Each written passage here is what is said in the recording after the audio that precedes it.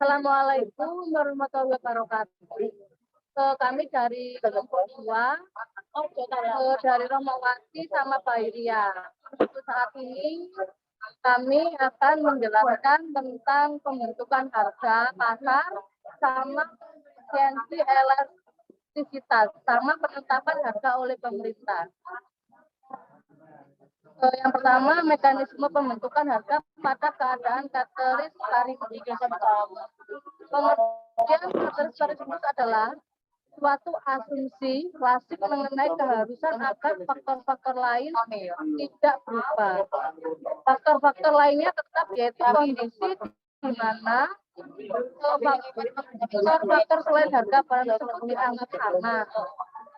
Hukum pemerintahan dapat berlaku jika keadaan kategoris paribus yaitu faktor-faktor lain yang mempengaruhi jumlah barang yang diminta tidak berubah, yaitu kelompok pembeli yang memiliki kemampuan membeli di atas harga pasar.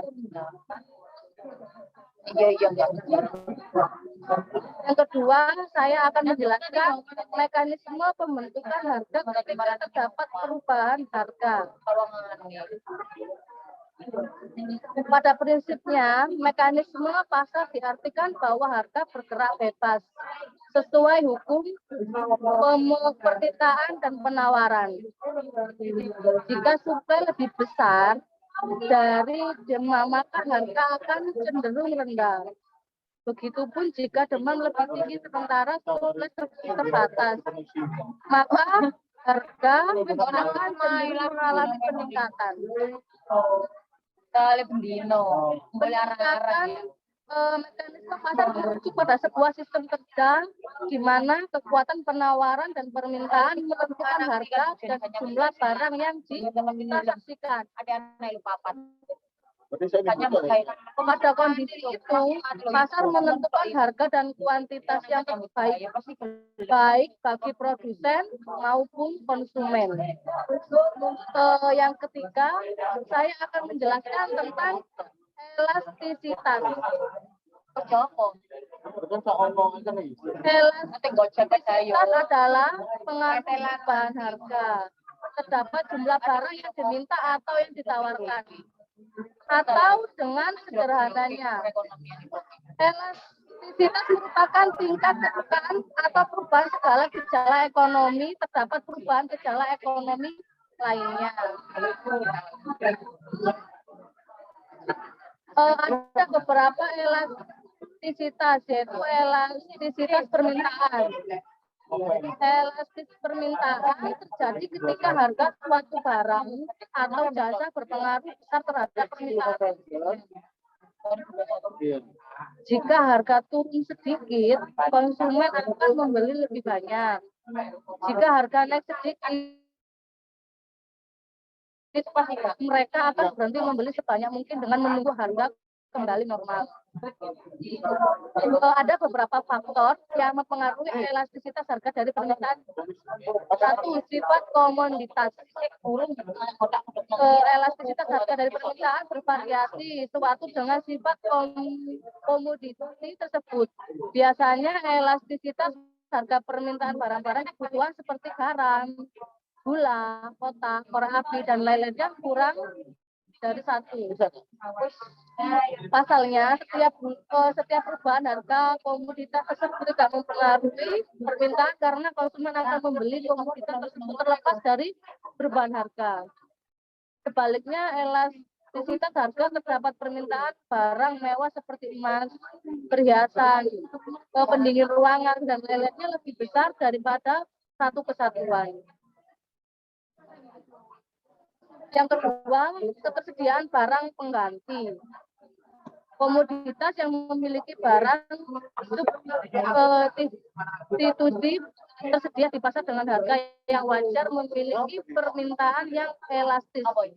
Barang pengganti mengacu pada barang-barang yang dapat digunakan di tempat lain seperti teh dan kopi, biskuit, Oreo, dan biskuit dan lain-lainnya. Sedikit turunnya harga satu barang pengganti menyebabkan lebih banyak permintaan untuk barang tersebut. Jika barang dengan penggunaan berbeda.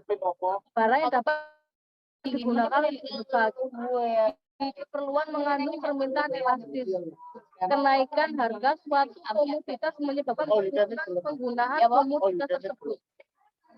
Apa nih? Oh, juga ini film Apa itu? makanan-makanan Jepang.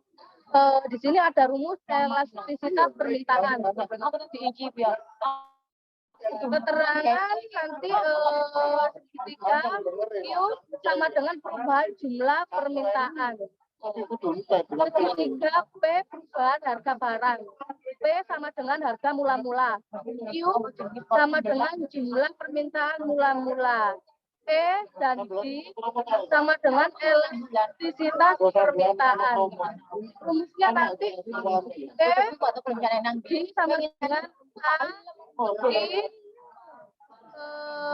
dibagi AP dikali P dibagi I atau ED sama dengan persen segitiga Q dibagi persen segitiga P. Baik, di sini ada contoh soal elastisitas permintaan, yaitu pada saat harga Rp400 jumlah barang yang diminta 30 unit, kemudian harga turun menjadi Rp360 jumlah barang yang diminta 60 unit. Hitunglah besar koefisien elastisitasnya. Nah, kita ketahui rumus elastisitas permintaan yaitu ED sama dengan delta Q per delta P dikali P per Q. Delta Q di sini menunjukkan perubahan jumlah permintaan. Nah, jumlah perubahan permintaan yang awalnya 30, kemudian 60, yaitu 60 dikurangi 30 sama dengan 30. Lalu delta P perubahan harga barang dari Rp400 ke 360, jadi dikurangi jadi 40. P yaitu harga mula-mula yaitu 400 dan Q jumlah permintaan mula-mula yaitu 30. Nah, 30 sama 30 dicoret jadinya 400 per 40. 400 dibagi 40 sama dengan 10.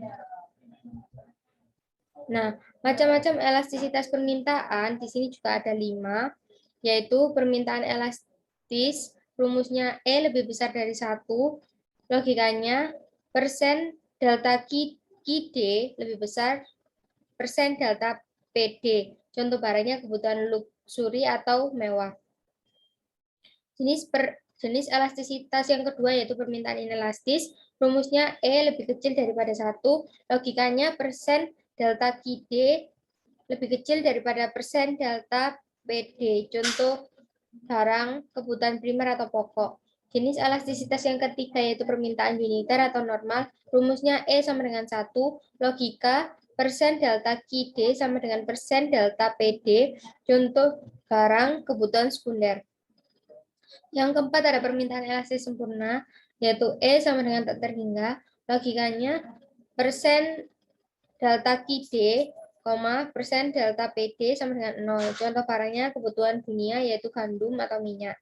Jenis elastisitas yang kelima adalah permintaan inelastis sempurna, rumusnya E sama dengan 0. Logikanya persen delta QD sama dengan 0, persen delta PD. Contoh barang kebutuhan tanah, air minum. Keterangan persen delta QD yaitu persentase perubahan jumlah yang diminta. Kalau persen delta PD yaitu persentase perubahan harga barang. Nah, di sini ada contoh kurva elastisitas permintaan, ada 5, yaitu permintaan elastis, kurvanya landai, permintaan elastisitas sempurna, kurvanya horizontal, permintaan inelastis, kurvanya curam, permintaan inelastis sempurna, kurvanya vertikal, dan permintaan uniter, kurvanya tidak landai dan tidak curam.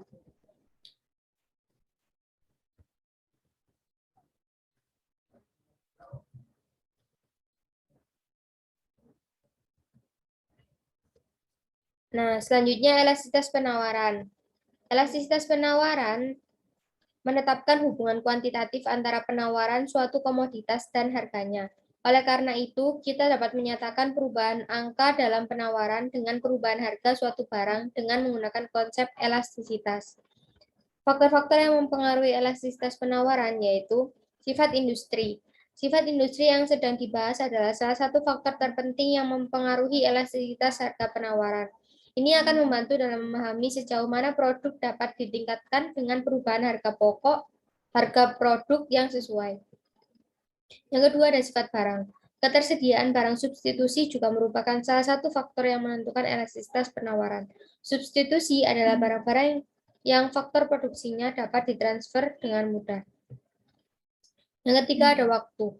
Waktu juga merupakan salah satu faktor penting menentukan elastisitas harga karena terlihat bahwa harga lebih elastis dalam jangka panjang dibandingkan dengan perusahaan jangka pendek. Hal ini disebabkan alasan bahwa dalam jangka panjang perusahaan dapat mempekerjakan lebih banyak tenaga kerja, menginvestasikan lebih banyak modal dan mesin untuk meningkatkan produksi yang menghasilkan peningkatan pasokan.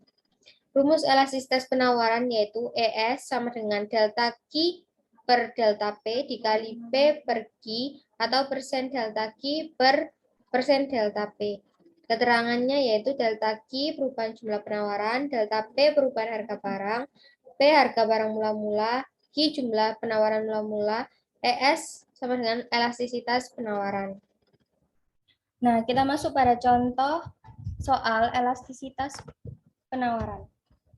Contohnya, pada saat harga Rp500, jumlah barang yang ditawarkan 40 unit. Kemudian, harga turun menjadi Rp300. Jumlah barang yang ditawarkan 32 unit. Hitunglah besarnya koefisien elastisitas penawarannya. Nah, di sini tadi kita sudah mengetahui bahwa rumus elastisitas penawaran yaitu ES sama dengan delta Q per delta P dikali P per Q. Di mana delta Q yaitu perubahan jumlah barang penawaran. Nah, jumlah penawaran itu 40 unit dikurangi 32 unit sama dengan 8 unit. Lalu delta P yaitu perubahan harga barang. Di sini kita ketahui perubahan harga barang dari Rp500 menjadi Rp300 yaitu selisihnya adalah 200 dikali P sama dengan harga barang mula-mula yaitu Rp500 dan Q jumlah penawaran mula-mula yaitu 40 unit. Lalu 8 dikali 500 sama dengan 4.000, 200 dikali 40 sama dengan 8.000. 4.000 dibagi 8.000 sama dengan 0,5 dan hasilnya inelastis. Macam-macam elastisitas penawaran, yaitu jenis elastisitas itu ada 5, yaitu penawaran elastis, penawaran inelastis, penawaran uniter atau normal, penawaran elastis sempurna, dan penawaran inelastis sempurna. Nah, rumus penawaran elastis itu E lebih besar daripada 1. Logikanya, persen delta QS lebih besar daripada persen delta PS. Contoh barangnya adalah kebutuhan luksuri atau mewah. Yang kedua ada penawaran inelastis, rumusnya E lebih kecil daripada 1. Logikanya persen QS lebih kecil daripada persen delta PS. Contoh barangnya kebutuhan primer atau pokok. Yang ketiga ada penawaran uniter atau normal, rumusnya adalah E sama dengan 1. Logikanya persen delta QS sama dengan persen delta PS. Contoh barangnya kebutuhan sekunder. Jenis elastisitas yang keempat yaitu penawaran elastis sempurna, rumusnya E sama dengan tak terhingga. Logikanya persen delta QS, persen delta PS sama dengan 0. Contoh barangnya kebutuhan dunia seperti gandum, minyak, dan lain-lain. Yang kelima ada penawaran inelastis sempurna, rumusnya E sama dengan 0, logika persen QS sama dengan 0 persen delta PS. Contoh barangnya kebutuhan tanah, air minum. Keterangannya yaitu persen delta QS, persentase perubahan jumlah barang yang ditawarkan. Persen delta PS sama dengan persentase perubahan harga barang. Nah, kenapa 0,5 itu inelastis? Karena rumusnya adalah E lebih kecil daripada 1. Ini merupakan kurva elastisitas penawaran. Ada 5 macam, yaitu penawaran elastis, kurvanya landai. Penawaran uniter, kurvanya tidak landai dan tidak curam. Penawaran inelastis, kurvanya curam. Penawaran elastis sempurna, kurvanya horizontal. Dan penawaran inelastis sempurna, kurvanya vertikal. Selanjutnya ada elastisitas silang. Elastisitas silang adalah besarnya perubahan barang yang diminta, misalnya barang X, akibat perubahan harga barang lain, misalnya barang Y. Rumus elastisitas silang EXY sama dengan QY2 dikurangi QY1 per QY1 dikali PX1 per PX2 min PX1 sama dengan delta QY per QY dikali PX per delta PX.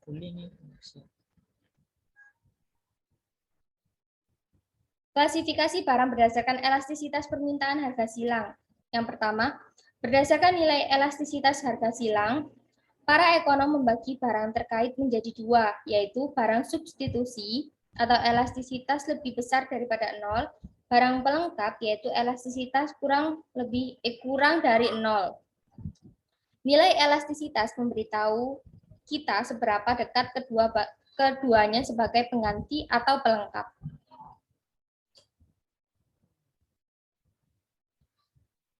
Contoh perhitungan elastisitas silang adalah sebagai berikut. Tabel harga dan jumlah barang X dan Y. Diketahui ada tabel seperti ini. Ada PX, nilainya 10 dan 20. QX, 8 dan 12. QY, 4 dan 10. Berdasarkan data pada tabel di atas, maka koefisien elastisitas silangnya adalah, diketahui rumusnya seperti ini. EXY sama dengan QY2 dikurangi QY1. Di mana QY2 yaitu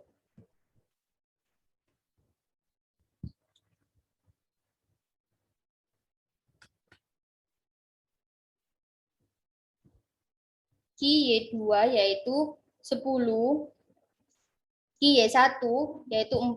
Jadi 10 dikurangi 4 sama dengan 6. Lalu delta PX sama dengan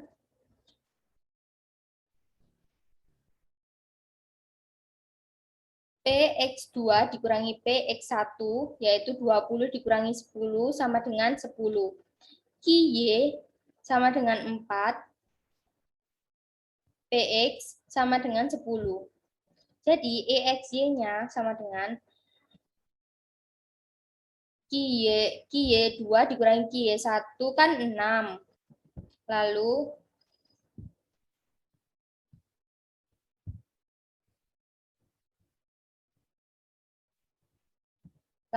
dikali PX1-nya 4, dikali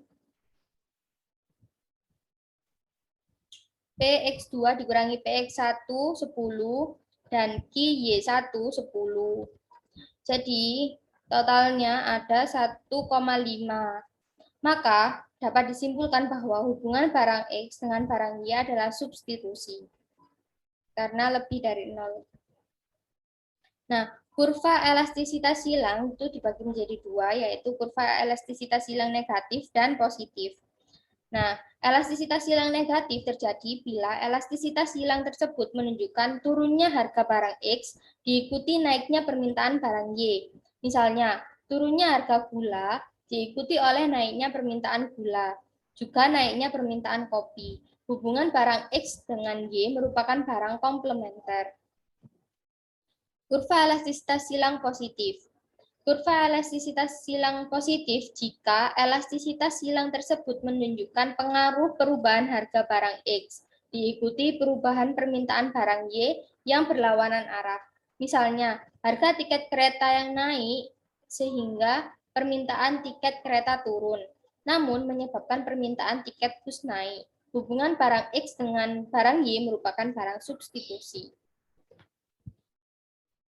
Yang disebut barang substitusi dan barang pelengkap, yaitu substitusi memiliki elastisitas silang positif. Jika harga barang Y naik, permintaan untuk barang X naik. Kenaikan harga barang Y membuat konsumen mengurangi permintaan mereka. Contohnya, teh adalah pengganti kopi. Ketika harga teh naik, konsumen mengurangi konsumsinya. Mereka kemudian beralih ke kopi. Yang kedua ada barang pelengkap. Ketika dua item memiliki elastisitas silang negatif, itu berarti mereka saling melengkapi. Keduanya menambah nilai satu sama lain atau dikonsumsi sebagai pasangan. Karenanya, ketika harga barang Y naik, permintaan untuk barang X menurun, dan efek sebaliknya berlaku. Kita ambil contoh bensin dan mobil. Konsumen menggunakan keduanya bersama-sama. Tanpa mobil, permintaan bensin minimal. Sebaliknya, tanpa bensin, kendaraan tidak dapat berjalan. Ketika harga mobil turun, permintaan bensin akan naik. Turunnya harga mendorong konsumen untuk membeli mobil. Meningkatnya permintaan mobil juga akan meningkatnya permintaan bensin.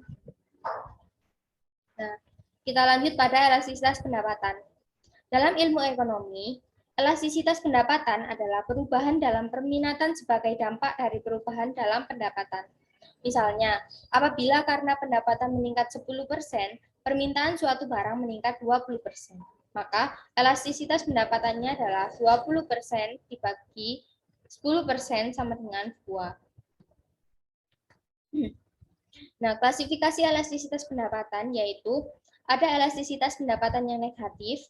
Terkait dengan barang inferior, peningkatan pendapatan akan mengakibatkan penurunnya permintaan. Yang kedua ada elastisitas pendapatan yang positif.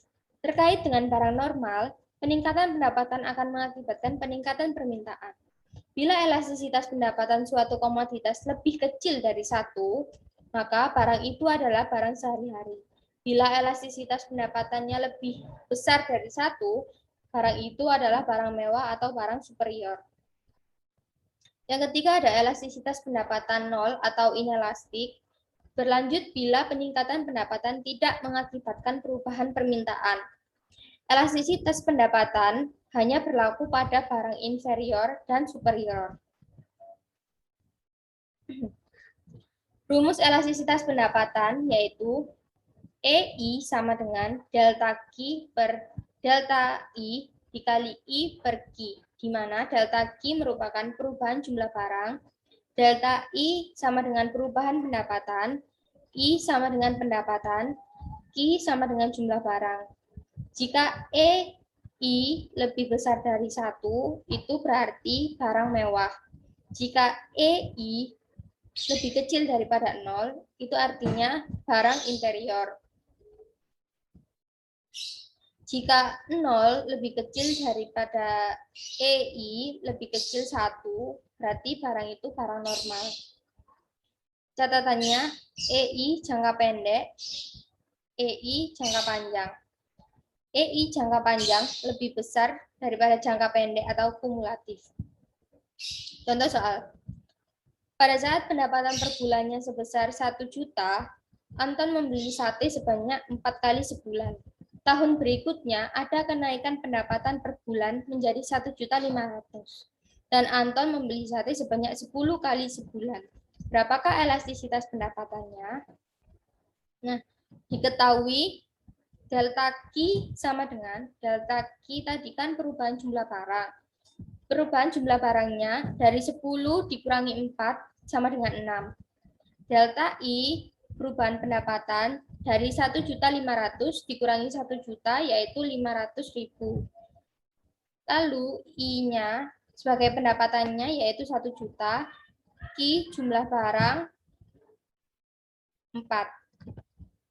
Jadi EI sama dengan delta Q per delta I dikali I per Q, sehingga EI sama dengan 6 per 500.000 dikali 1 juta per 4. EI sama dengan 6 kali 1 juta, 6 juta, 500.000 dikali 4, 2 juta, sama dengan 6 juta dibagi 2 juta sama dengan 3. Jadi besar elastisitas pendapatan atau EI sebesar 3, maka sate merupakan barang superior atau mewah. Yang terakhir ada intervensi pemerintah secara langsung, penetapan harga minimum atau floor price. Harga minimum atau harga dasar merupakan batas seberapa rendah harga dapat dikenakan pada suatu produk melalui kesepakatan bersama atau ketentuan pemerintah. Penetapan harga minimum atau harga dasar yang dilakukan oleh pemerintah bertujuan untuk melindungi produsen, terutama untuk produk dasar pertanian.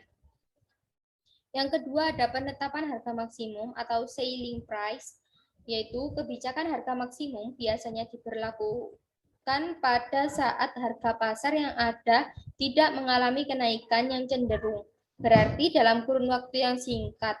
Sedangkan suatu permintaan pasar terhadap produk meningkat, hal ini akan memicu produsen atau supplier untuk menaikkan harga.